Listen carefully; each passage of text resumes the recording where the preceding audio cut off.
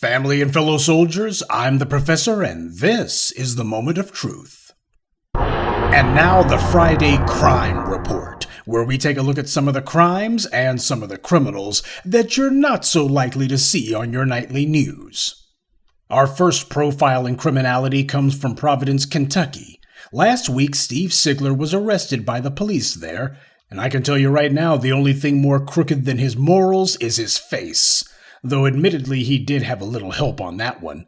This guy had the police called on him for some sort of erratic driving. Not the first time, by the way, we'll get to that later. By the time the cops finally caught up with Mr. Sigler, they found him on foot. He got out and then got into a fight with at least 3 cops. He was punching them and kicking them. After police eventually got Sigler subdued and handcuffed, he revealed to them that he was taking Adderall and methamphetamine. I'm sure the police would never have guessed that, and what they also would never have done is to kill Mr. Sigler either. You see, George Floyd was arrested, and there wasn't a fight involving multiple officers, but they killed him. Now, the white supremacists say that Floyd had fentanyl in his system, as if that's somehow better or different than methamphetamine when it's not. The coroner said that his death was being deprived of oxygen by a racist puke who knelt on his carotid artery for several minutes, and that's what killed him. But hey, who are you going to believe? A licensed medical professional who performs autopsies day in and day out, or some white supremacist trolls on YouTube who can't even spell their racial slurs correctly? He was doing a hell of a lot more than just resisting arrest and doing this against 3 officers, and yet nobody pulled their gun, nobody decided that they were going to stick police dogs on him, nobody decided to kneel on his neck for minutes on end. Gee, I wonder why. Just another example of how white offenders get treated when they're fighting the police, kicking and punching them, hopped up on all kinds of drugs, as opposed to black citizens who are routinely killed when they're unarmed, not resisting, and have committed no crime. And of course, you won't be surprised to learn that this guy has a rap sheet long as your arm, dating back to at least 2008. In that instance, Sigler was spotted by police who observed him driving erratically. He ran his car into a ditch and then back onto the road again. Sigler in this instance got out of the car at an apartment complex where he was eventually arrested. According to the news report, Sigler had a safe on him during this chase, and inside the safe were several bags of meth and drug paraphernalia. So let's see. In 2008, this Sigler character was driving erratically. He wound up ditching the car, and when he was arrested, he was found with several bags of meth. Gee, sounds exactly like the crime he just got arrested for last week, now don't it? But that's just one of a law book full of crimes this guy's committed. And these aren't accusations either. These are things that he was convicted of. And what crimes did he commit? Hell, it would be easier to list the crimes he didn't commit. There's assault, unlawful possession of a weapon on school property, manufacturing methamphetamine, multiple possession of controlled substances, multiple possession of marijuana, drug paraphernalia, anhydrous ammonia possession, DUI, harassment, disorderly conduct, fleeing or evading police, unauthorized use of a motor vehicle, criminal trespass in the first degree, and a variety of traffic-related offenses.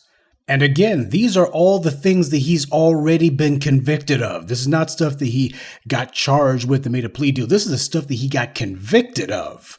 You know, most people look at the criminal code as a list of things not to do. This guy seems to look at it as his own personal bucket list. I guess he's going to start with aggravated assault and work his way to zoophilia. Well, now he has a few more items to add to his felonious resume. Assault in the 3rd degree on police officers, he's got 4 counts of that.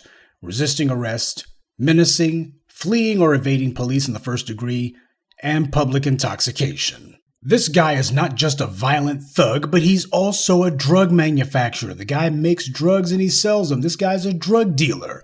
But you notice how that never shows up in any of the headlines about him. It just says that a man's arrested on meth charges. So what could that be? It could be anything. And then you have another headline saying that the guy is a career criminal, but they don't put the word drug dealer in there. Career criminal. What, you don't want to have to call him a drug dealer? You want to give people the impression that this guy was just writing bad checks? And one more small detail about this Sigler guy. Last week, when he had his latest brush with the law, it was because he had been released from jail on May 9th. And why was he in jail on May 9th? Because he had violated the condition of release for that felony assault conviction.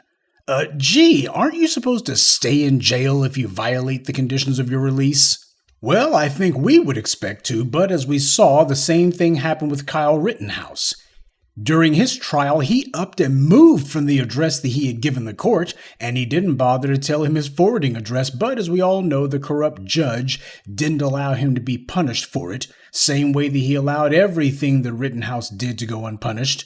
But there's no racial bias in the judicial system, or so I'm told by the white supremacist trolls. Say, can you think of any judge who ever allowed a black double murder suspect to move without notifying the court, and then disallowed video showing the black suspect beating a woman just weeks before the killing, and disallowed video of the black suspect saying he wanted to shoot people just like his victims? Me neither.